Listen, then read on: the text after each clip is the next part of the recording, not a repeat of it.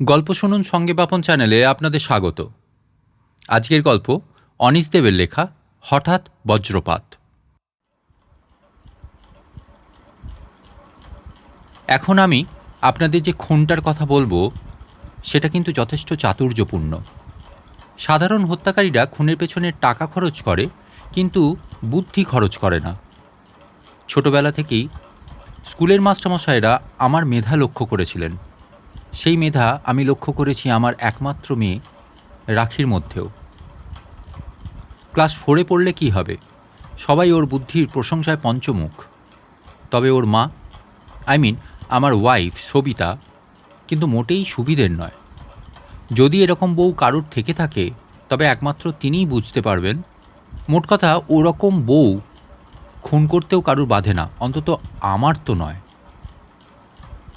সত্যি আশ্চর্য ধাতুতে গড়া সবিতা দিনরাত পার্টি, ফুর্তি আর কসমেটিক্সের পেছনে লেগে আছে।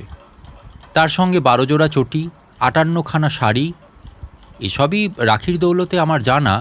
ওর মায়ের কোন জিনিস কটা আছে তা ওর মুখস্থ। তাছাড়া নতুন কিছু কেনা হলেই সবিতারও রাখিকে ডেকে কোলে বসিয়ে দেখানো চাই। ভয় হয় শেষে রাখিও না ওর মায়ের মতো হয়। এছাড়া আংটি, ঘড়ি, উইগ ইত্যাদির ঠেলায় আমার প্রাণ বর্তমানে গলার কাছে। আমি মাঝে মাঝে চোখে অন্ধকার দেখি। পরে ভেবে দেখেছি, অফিসের ক্যাশ ভাঙার চেয়ে বউকে খুন করা অনেক সহজ। আমার বাড়ির বাগানে পেছন দিকে একটা বড় পিপুল গাছ আছে। তার গুঁড়িটা ফাঁপা চোঙার মতো। মাটি থেকে প্রায় 8 ফুট উঁচুতে গুঁড়িটার একটা মাঝারি সাইজের ফোঁকর আছে। গুঁড়ির ভেতরটা বাইরের জমি থেকে প্রায় 2 ফুট নিচু। ভাবলাম, এই গাছটা কি সুন্দরভাবে কাজে লাগানো যেতে পারে। আনুষঙ্গিক সমস্ত কাজ সেরে নেওয়ার পর পুরোপুরি তৈরি হয়ে একটা দিন ঠিক করলাম। সবিতাকে বললাম, চলো আজ দুজনে একটা সিনেমা দেখে আসি। ও কিন্তু মুখ বেঁকিয়ে জবাব দিল, একদিন পর একই খেয়াল। কথাটা বলে ও লিপস্টিক নিয়ে ব্যস্ত হয়ে পড়ল। আমি জোর জবরদস্তি করে ওকে রাজি করালাম। তখন ঘড়িতে 7:30 বাজে। রাখিকে এসব কিছু না জানিয়ে বোঝালাম, তোর মা একটু পরে রাত 8টার ট্রেনে একজন বন্ধুর সঙ্গে, যদিও এসব ব্যাপার রাখিও জানতো, শিলং বেড়াতে যাবে। আমি পৌঁছে দিয়ে আসতে যাচ্ছি, তুই ভেতরের ঘরে খিল দিয়ে সাবধানে থাকিস। শিলং বলার অনেক কারণ ছিল। প্রথমত, সবিতার অসংখ্য বন্ধুদের মধ্যে একজন, ইন্দ্রজিৎ দস্তিদার, শিলং যাবে সেদিনই রাতের ট্রেনে। আর দ্বিতীয়ত, এটা জানতে পেরে আমিও ওই একই ট্রেনে একটা বার্থের রিজার্ভেশন টিকিট কেটে নিয়ে এসেছি, অনেক বুদ্ধি, পয়সা ও পরিশ্রম খরচ করে। আমাদের এলাকাটা তেমন জনবহুল নয়, তাই রক্ষে। রাখিকে মনোযোগ দিয়ে পড়াশোনা করতে বলে দরজাটা বন্ধ করে বাইরে ঘরে এলাম। এই ঘরটাই সবিতার। ওর বন্ধুবান্ধবদের অভ্যর্থনার সুবিধের জন্য ও এই বাইরের ঘরটাই থাকার জন্য বেছে নিয়েছিল। ঘরে আলমারি, আলনা, টেবিল, চেয়ার, ড্রেসিং টেবিল ইত্যাদি সাজানো, সবই সবিতার প্রয়োজনীয় আসবাবপত্র। সবিতা আয়নার সামনে দাঁড়িয়ে শাড়িটা ঘুরিয়ে ফিরিয়ে দেখছিল। আমি দরজাটা ভিজিয়ে দিয়ে ওর ঠিক পেছনে গিয়ে দাঁড়ালাম। ওকে বললাম, তোমার জন্য একটা নেকলেস এনেছি।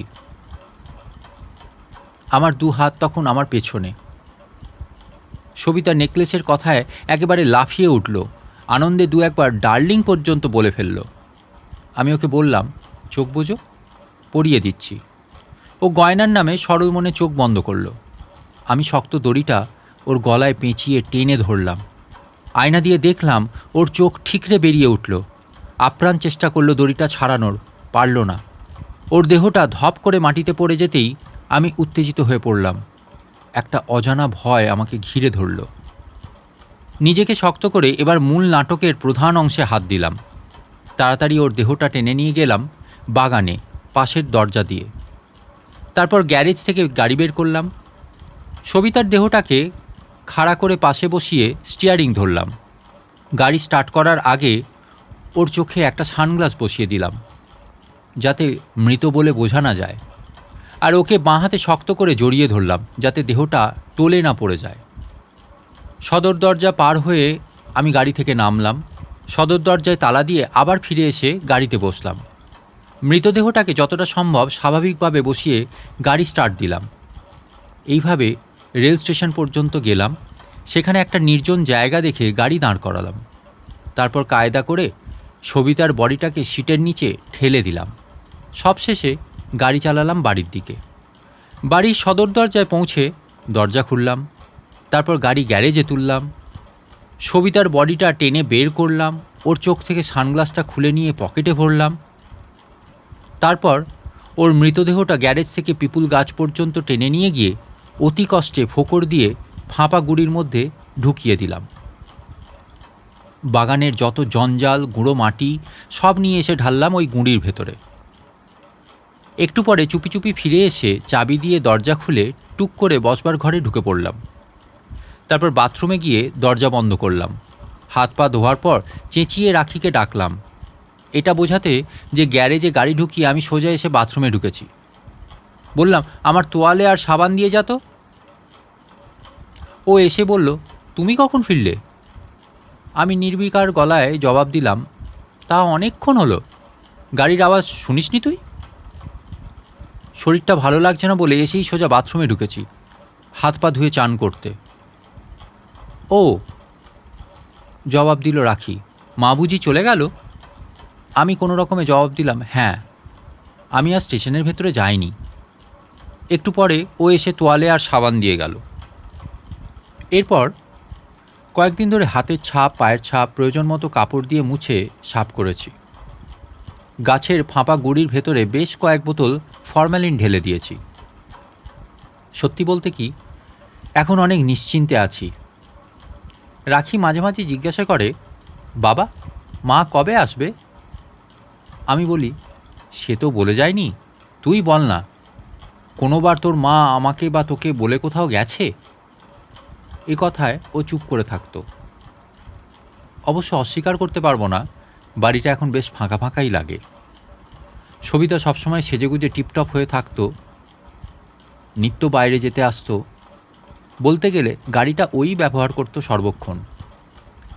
এইভাবে প্রায় 15 দিন যাওয়ার পর আমি ইন্দ্রজিৎ দস্তিদারের ঠিকানা জেনে তাকে একটা চিঠি দিলাম। অবশ্যই সবিতার খবর জানতে চেয়ে, কেন সে এখনও চিঠি দেয়নি, ইত্যাদি ইত্যাদি। চিঠির শেষে রাখিও কয়েক লাইন সবিতাকে লিখেছিল। চিঠির উত্তর কি এলো আপনারা আশা করি বুঝতেই পারছেন। ইন্দ্রজিৎ লিখল যে সে আমার চিঠি পেয়ে খুব অবাক হয়েছে। সবিতা তার সঙ্গে মোটেই যায়নি। সবিতা কোথায় তা সে জানেও না। চিঠি পেয়ে অবাক হওয়ার ভান করলাম। সম্ভব অসম্ভব সব জায়গাতেই সবিতার খোঁজ করলাম, কিন্তু কোথাও ওর খোঁজ পাওয়া গেল না। ইতিমধ্যে নিয়মিত ফরম্যালিন ঢেলে মৃতদেহটাকে ঠিকঠাক রাখার চেষ্টা করেছি, আর মনমরা হয়ে থাকার ভান করেছি। এমনকি 2-4 দিন অফিসও কামাই করে ফেলেছি। শেষে পাড়ার কয়েকজন প্রতিবেশীর অনুরোধে আমি গেলাম পুলিশে খবর দিতে। সঙ্গে কয়েকজন হিতাকাঙ্ক্ষীও গেলেন।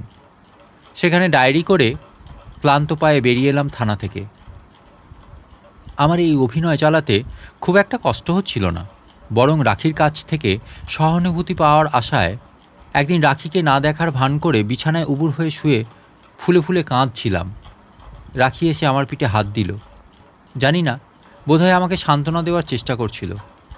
ওইটুকু মেয়ে, কিন্তু আমার মতোই মেধা পেয়েছে। এটাও বুঝেছে যে ওর মাকে কোথাও পাওয়া যাচ্ছে না। পরদিন সকালবেলা পুলিশ এলো। বলা নিষ্প্রয়োজন যে আমি তৈরি ছিলাম, তাই এতটুকু ছটফটে ভাব প্রকাশ পেল না আমার ব্যবহারে। ওদের অভ্যর্থনা করে বাইরে ঘরে নিয়ে গিয়ে বসালাম। কিছুক্ষণ আলোচনার পর একজন অফিসার আমার সবিতার বিষয়ে প্রশ্ন করলেন। আমি অবিচলিত কণ্ঠে বলে গেলাম যে সবিতার কাছে শিলং যাওয়ার একটা রিজার্ভেশন টিকিট দেখেছিলাম, এবং এও জানালাম যে ও আমার কাছে বলেছিল ইন্দ্রজিতের সঙ্গে শিলং যাবে।